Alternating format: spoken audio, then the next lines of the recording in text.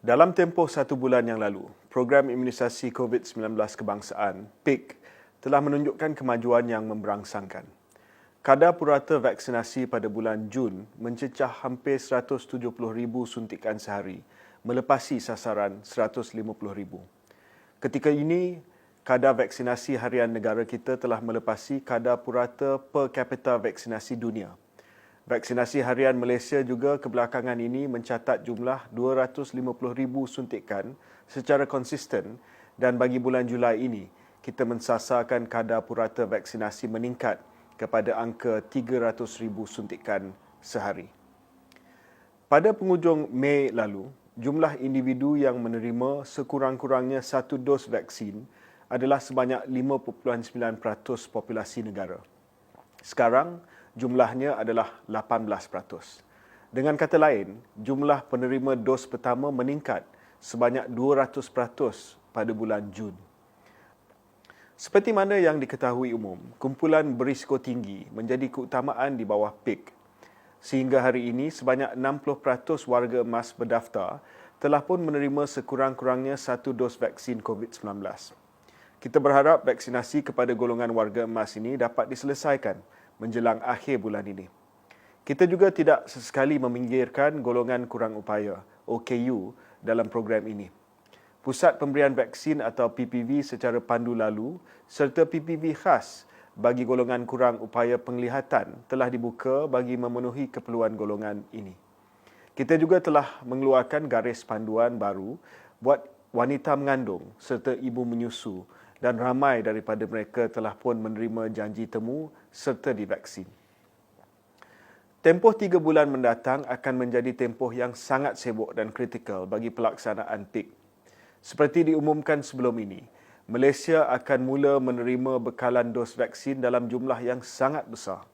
Sebagai perbandingan, jumlah vaksinasi yang telah dicatatkan semenjak PIK bermula pada Februari yang lalu adalah sekitar 8 juta dos. Tetapi bagi bulan Julai ini sahaja, kita bakal menerima bekalan vaksin lebih daripada 12 juta dos.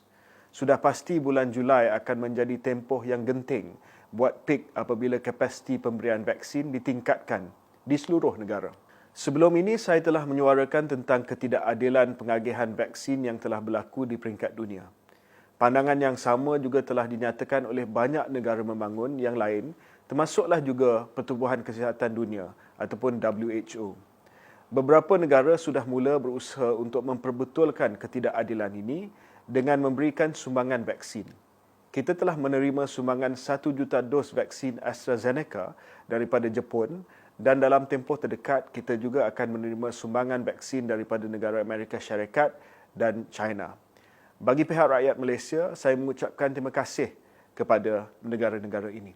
Usaha giat juga sedang dilakukan bagi memastikan vaksin CanSino yang telah ditempah Malaysia dapat dihantar pada bulan ini. Selain selamat dan berkesan, vaksin ini juga merupakan vaksin 1 dos. Vaksin CanSino ini amatlah penting bagi memudahkan lagi usaha vaksinasi kepada masyarakat, terutamanya yang tinggal di pedalaman serta menghadapi kesukaran penghubungan. Vaksin CanSino ini juga akan digunakan kepada kumpulan pelarian yang akan turut sama divaksinasi bagi memastikan seramai mungkin individu mendapat perlindungan daripada jangkitan COVID-19. Bagi memastikan cabaran pada bulan-bulan mendatang dilalui dengan teratur dan lancar, kapasiti vaksinasi di seluruh negara akan ditingkatkan dengan pembukaan lebih banyak PPV selain menambah tenaga kerja kesihatan dan juga sukarelawan. Ketika ini sebanyak 1,400 PPV sedang beroperasi di seluruh negara. Selain daripada PPV Mega, kita sebenarnya telah membuka banyak PPV dalam pelbagai bentuk dan saiz.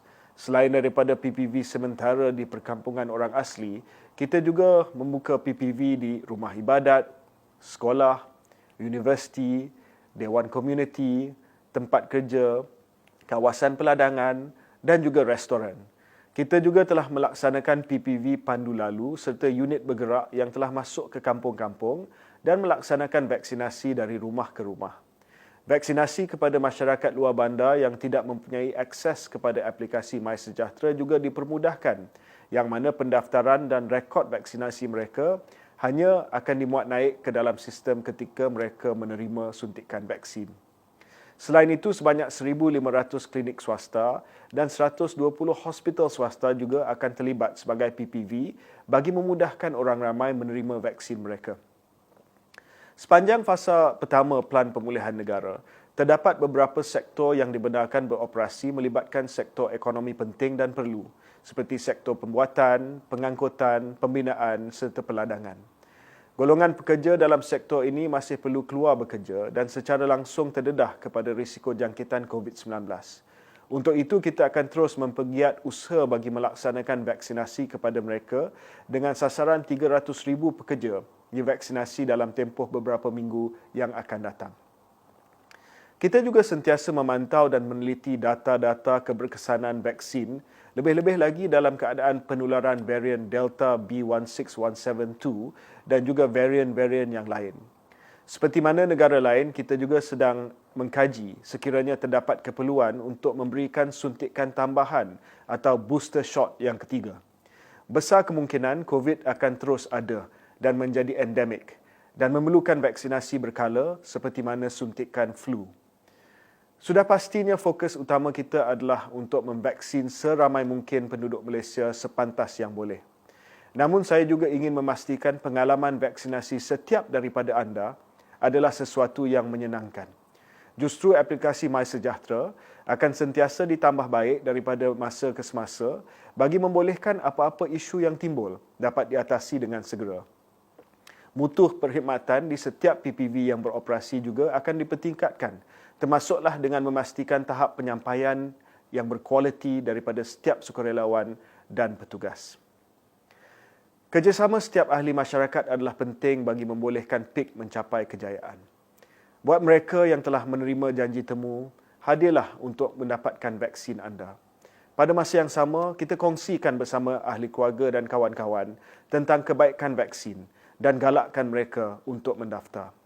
Anda juga boleh menyumbang tenaga untuk menjadi sukarelawan di PPV dan maklumat lanjut tentang perkara ini akan kita kongsikan nanti. Tetapi yang paling penting buat masa ini adalah untuk kita terus menjaga SOP dan kawalan kendiri. Tempoh beberapa bulan yang akan datang akan menentukan kejayaan kita.